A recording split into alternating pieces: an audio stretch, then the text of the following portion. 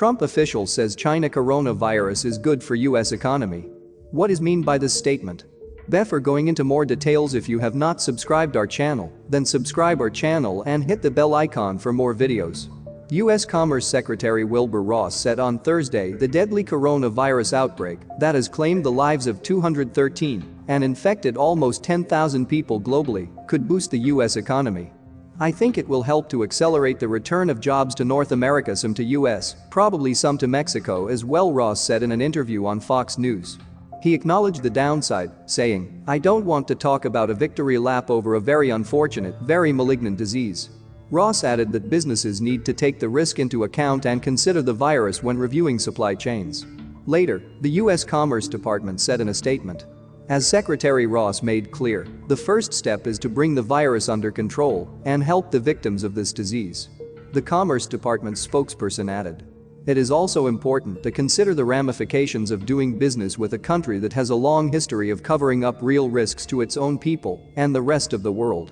The statements have been criticized by some economists and politicians, with Democrat Congressman Don Baer tweeting that Ross's reaction to a disease killing hundreds is to talk about ways to make money off it. "Somehow they always find a way to be worse," he added. White House trade advisor Peter Navarro said on Thursday that Washington will not make tariff concessions to Beijing, explaining that the tariffs are in place because China engages in massive unfair subsidies. This week, the World Health Organization declared a global emergency as China's coronavirus spread to 18 other countries. Analysts say the virus could hurt China's economy.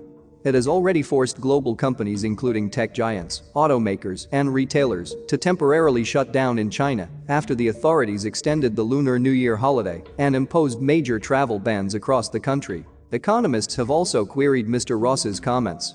Simon Baptist from the Economist Intelligence Unit in Singapore told the BBC that the comments struck him as weird.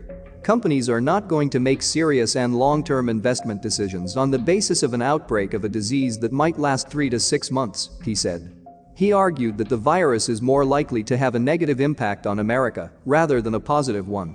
In fact, the US is going to be a net loser because despite everything, China is still a big market for the US, so if the Chinese economy slows significantly, that's going to have a blowback effect on the US as well. The new virus has now been declared a global emergency by the World Health Organization as it continues to spread outside China. At least 213 people have died from the virus in China, and it has now spread to 18 other countries.